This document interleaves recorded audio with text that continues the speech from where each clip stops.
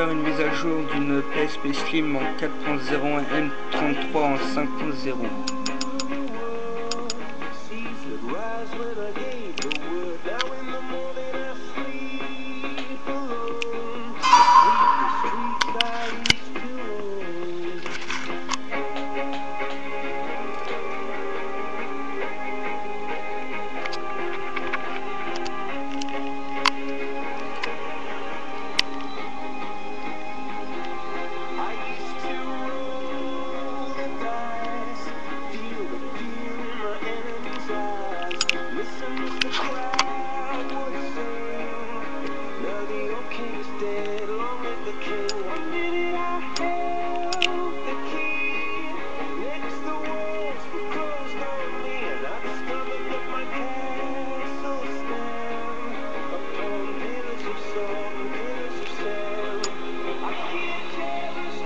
Nous allons cliquer sur X pour faire la mise à jour.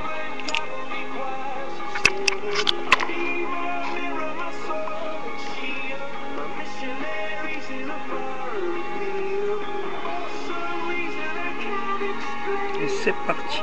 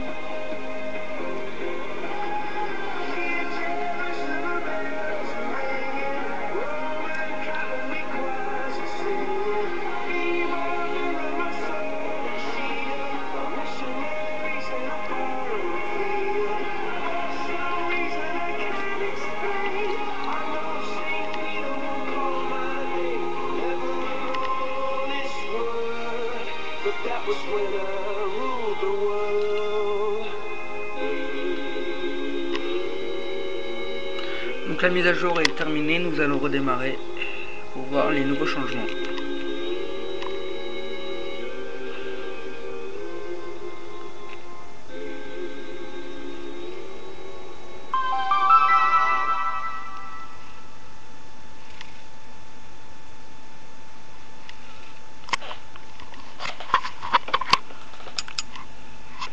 Donc comme nous avons pu l'apercevoir, il y a le PlayStation Network qui a été intégré, donc le PlayStation Store, et voilà.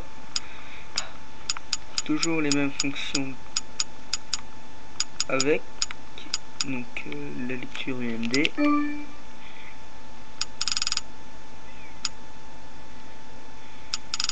Tout plein de petits embouts qui normalement devraient pas reconnaître, ce qui est bizarre, mais bon.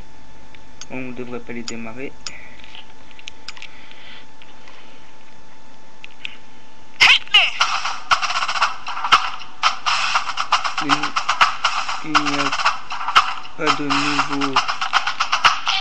Il n'y a pas de nouveau visualisateur.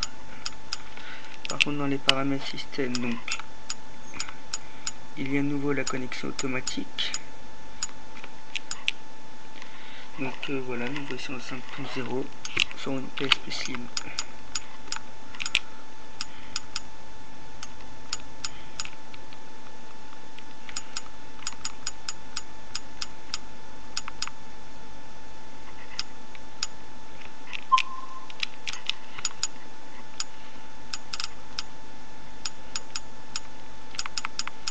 Donc,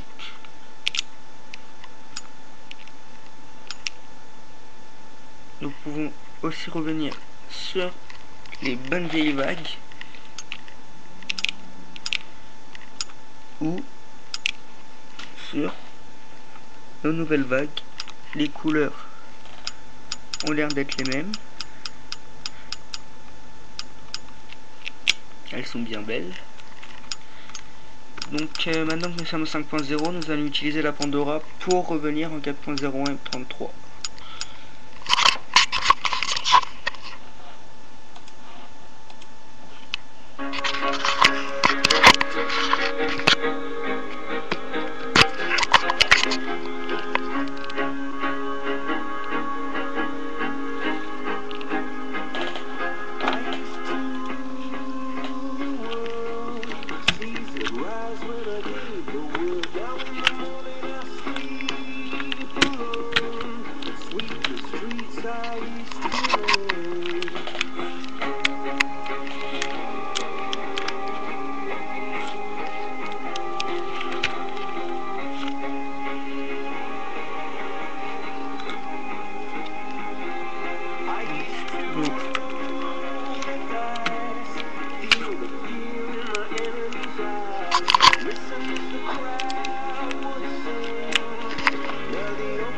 Le charge parce que problème de Pandora, ce qui est vraiment pas grave.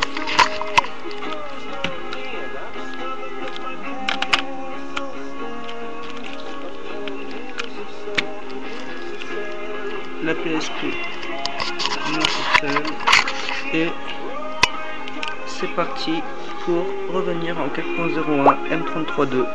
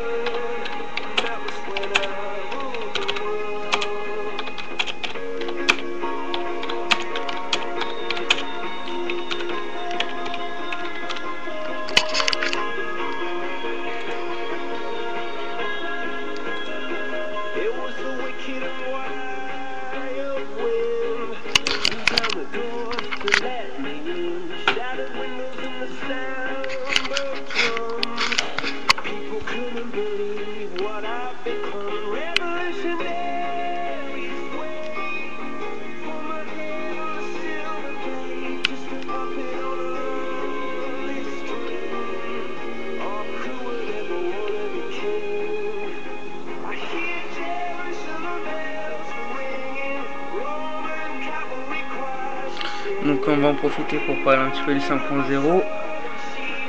Bon, comme le dit PSP Gen, c'est vraiment pas intéressant de l'installer pour l'instant sur les nouvelles PSP, donc les 3000 qui viennent de sortir aujourd'hui, car ils sont pas encore pandorisables. Donc j'espère que Dark Alex va nous trouver un bon petit downgrade pour réussir à les flasher.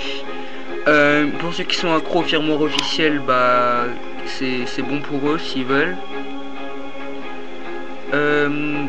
Donc voilà, donc de toute façon c'est fini, donc on va éteindre la PSP.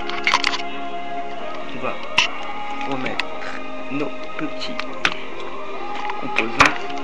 Donc comme je disais, ça sert pour l'instant sur la Slim, vous pouvez le faire si vous avez une Pandora, donc comme je viens de faire.